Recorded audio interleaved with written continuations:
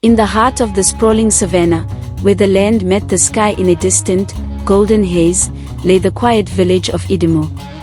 It was a place where life followed the rhythms of the earth, cattle grazed peacefully along the riverbanks, women sang while pounding maize, and children laughed as they played beneath the shade of ancient baobab trees. The air was thick with the scent of smoke from cooking fires and the sound of community life, a life that seemed untouched by the outside world. Among the villagers, there was one name that everyone spoke with reverence, admiration, and even awe: Amina. Amina was the epitome of beauty. Tall and graceful, with skin the color of polished mahogany, her eyes held a depth that seemed to hold the secrets of the world. From the moment she came of age, she had become the village's most beloved daughter. Men vied for her attention, and women looked to her as the model of perfection. But Amina, though adored by all, remained unattached, preferring the quiet company of the village's elders or the peace of her own thoughts.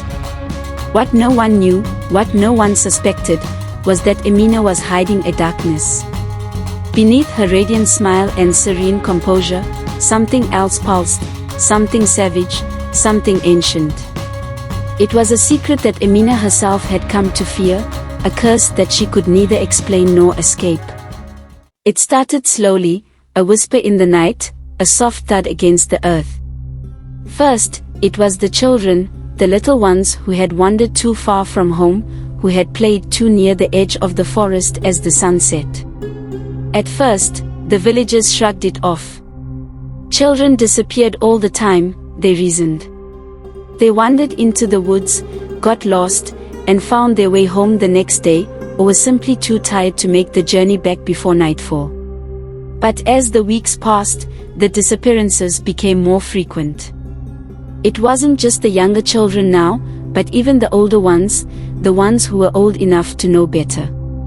And when they did not return, panic began to rise. The village elders called an emergency meeting, their voices tense and worried. "What is happening to our children?" the village chief, Maliki, asked, his voice thick with concern. "They're being taken," said Zai, the village healer, her face ashen. She had lived through enough seasons to know when something unnatural was at play. "Something is stalking them, something we cannot see." The elders debated and searched, but the forest yielded no answers.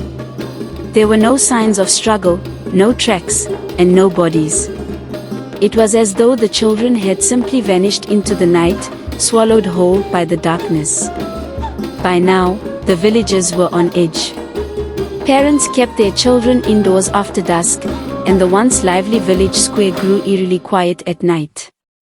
But it was during the full moon, when the sky shone bright and the village was bathed in a silvery glow, that the terror truly began. It was a night like any other, the air warm with the smell of ripening fruit and the sounds of crickets singing in the distance. The village had fallen into an uneasy silence. Most had gone to bed early, exhausted from the worry of the previous days. But as the moon reached its zenith, something stirred at the edge of the forest. Amina had never meant for it to happen. She never asked for the hunger that gripped her, the deep, knowing desire that overtook her once the sun set and the moon rose high in the sky. But it came, unbidden and unavoidable, like a shadow that could not be outrun. It had started when she was a child. She had been playing with her friends one evening, laughing as the sun sank below the horizon, when she had felt a strange pull, a sensation that urged her to run, to chase, to hunt. At first, she had resisted, terrified of what she felt. But over time, the hunger had become a part of her, a part she could neither understand nor control. No one knew that when the moon was full, Amina was no longer the gentle, beautiful girl who walked the village streets. She became something else, something darker. Amina's transformation was not instantaneous. It was a slow, agonizing process, as her body twisted and contorted in the moonlight.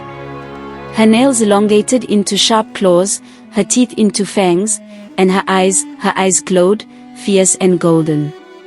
She could smell the fear in the air, the scent of children playing too far from home, the innocence that made them so easy to snare. And so, as the village slept, Amina prowled the streets, silent and swift, her golden eyes scanning the shadows. She moved like a predator, a beast hidden beneath the skin of a girl. She crept into the yards where children still played, the ones who had not yet gone inside for the night, and with a swift leap, she snatched them from the earth. And so, as the village slept, Amina prowled the streets, silent and swift, her golden eyes scanning the shadows. She moved like a predator, a beast hidden beneath the skin of a girl.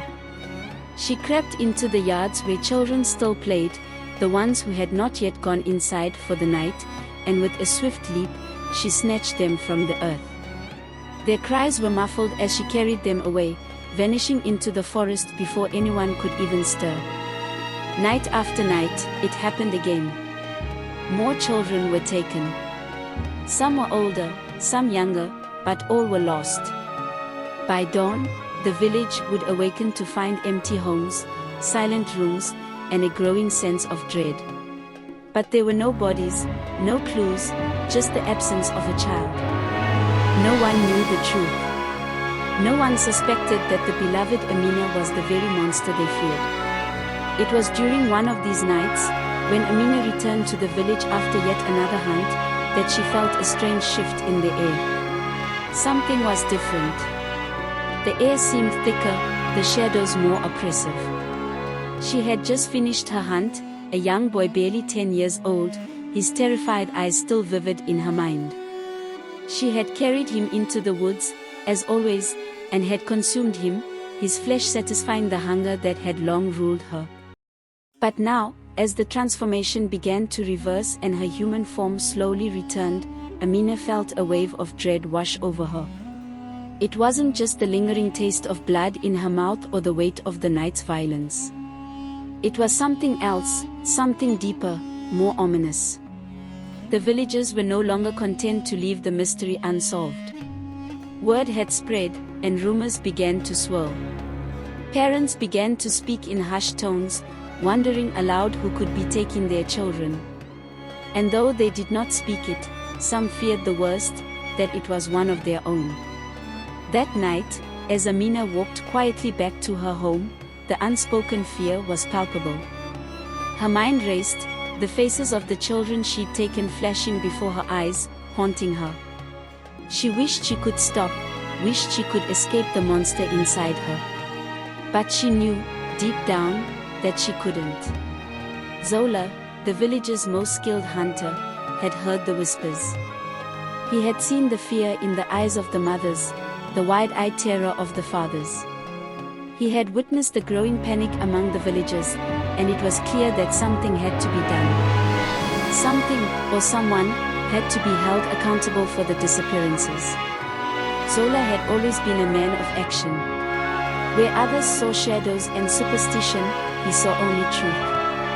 And the truth was that something in the village was hunting its children. But what, or who, it was, remained a mystery.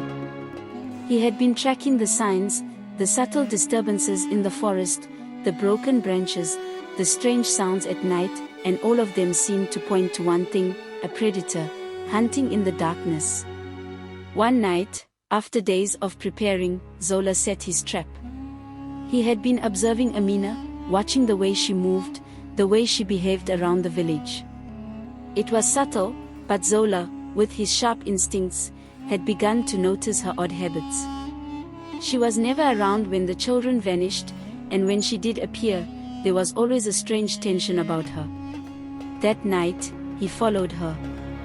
He moved silently, staying at the edge of the forest, his heart beating in his chest as he tracked her steps. Finally, when he saw her slip into the woods after the last of the children had been taken, Zola knew it was time. With a spear in his hand and a heart full of determination, Zola closed in on him. Zola didn't need to chase for long. The transformation was painful to watch, the way Amina's body shifted, bones cracking and reshaping, skin stretching and transforming into fur. Her eyes, once warm and full of life, now glowed with the feral yellow of a predator. Amina, the girl he had known, was gone. In her place stood a beast, swift, lethal, and unrecognizable. As she plowed through the forest, unaware of Zola's presence, he struck. With a cry of anguish, he launched his spear. The weapon struck true, piercing her side with a sickening thud. The leopard howled, thrashing in pain, its golden eyes glaring at him with a mix of fury and sorrow. It stumbled, falling to the ground, and as the life drained from it, Amina's human form slowly returned. For a long moment, she lay there, her breath shallow, her face pale beneath the moonlight. She looked at Zola, her voice, weak and trembling, whispered in the night air. "Why, Zola, why?" The morning after the hunt, the village awoke to a silence that felt unnatural. There was no cheerful chatter in the square, no children running through the streets, no laughter or song. The elders met in a solemn gathering, their faces grave as they spoke in hushed tones about the events of the night before. When Zola returned to the village, the weight of what had transpired pressed heavily on his chest. The villagers had already gathered, their anxious faces etched with confusion and fear. The hunt was over. Amina, the girl they had all loved, was gone. Zola stood at the center of the village, his gaze cast downward, his hands trembling as they rested on the hilt of his spear. Maliki, the village chief, was the first to approach him. "Zola," the chief said, his voice rough with grief. "What happened? Why did you leave last night? Where is Amina? What have you done?" Zola could not bring himself to meet Maliki's eyes. He had taken everything from them. Amina's beauty, her life, and the illusion of peace that the village had cherished for so long. He wanted to speak, to explain, but there were no words that could undo the horror. How could he tell them that the very girl they had adored, the jewel of their village, had been a monster? How could he reveal that she had been both their savior and their destroyer? Zola began, but his voice faltered. I killed her. The beast that had been taking your children, it was Amina. She was cursed. She couldn't control it. She never wanted this." The words hung heavy in the air, and for a long moment, no one spoke.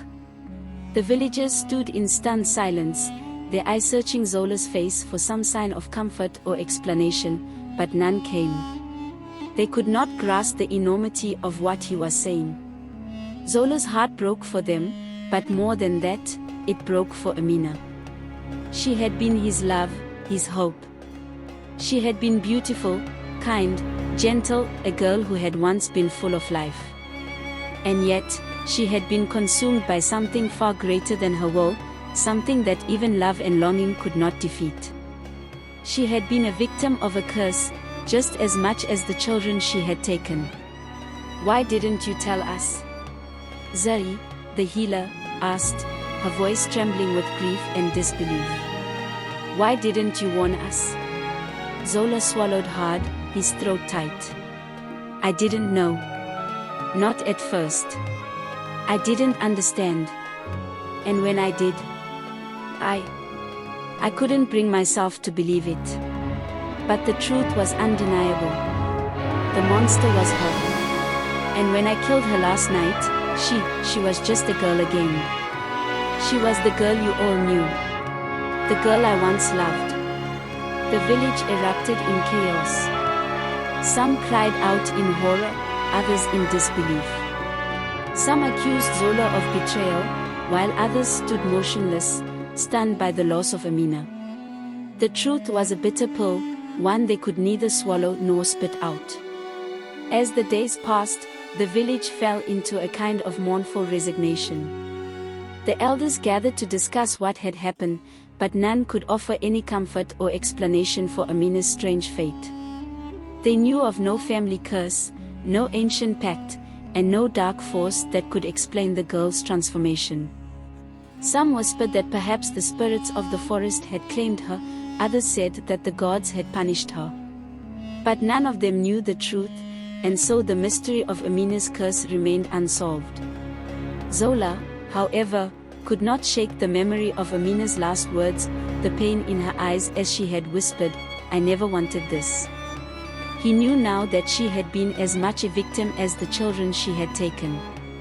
She had lived her entire life tormented by something beyond her control, and in the end, she had paid the price with her own life. It was Zoe, the village healer, who finally provided some insight into what had happened. She had been searching through the old records and ancient scrolls of the village, texts passed down through generations of healers, when she discovered a forgotten story. Amina's bloodline, Zoe explained, her voice quiet but firm, has been cursed for centuries. There was an ancestor, long ago, who made a pact with the spirit of the wild, one that granted them beauty, strength, and the favor of the gods in exchange for a price. That price was blood. The blood of the innocent. The villagers listened intently as Zoe continued. The curse is passed down through the generations. Every firstborn daughter of the line is bound to the spirit, and when the moon is full, she transforms into a leopard, a creature of hunger and rage. It is a fate that no one can escape, not even Amina. Zola felt the weight of Zoe's words settle over him like a heavy cloak. It was true. Amina had never stood a chance. She had been born into this life of torment, unable to break free from the curse that had been placed upon her ancestors. The very thing that had made her beautiful, the very thing that had made her beloved, had also been the source of her destruction. In the weeks that followed Amina's death, the village of Idemu slowly began to rebuild itself. The fear of the unknown that had plagued them for so long began to fade, and the children once again played in the streets, though they did so with a new understanding of the dangers that lay in the world. But there was still a shadow over the village, a shadow that could not be erased. Amina was gone, but the memory of her, the beauty and the terror that she had embodied, remained.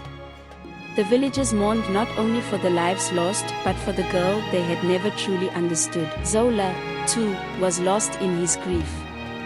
He had been the one to end Amina's life, to release her from the curse that had bound her for so long, and yet he felt no sense of victory. There was no peace in killing the one he had once loved. No joy in freeing her from the beast within. As the seasons changed, the village healed. But the story of Amina, the girl with the curse, became a legend, passed down through the generations. It was a story of beauty, of love, of loss, and of the darkness that can lie beneath even the most radiant of smiles. And in the quiet corners of the village, where the elders still gathered to tell tales, there were whispers of the moonlit nights when a girl named Amina had stalked the shadows, a silent predator who had been both angel and demon. The village was safe, but its heart was broken. In the years that followed, the village of Idemu would speak of Amina in hushed tones, a tragic tale of beauty, love, and loss.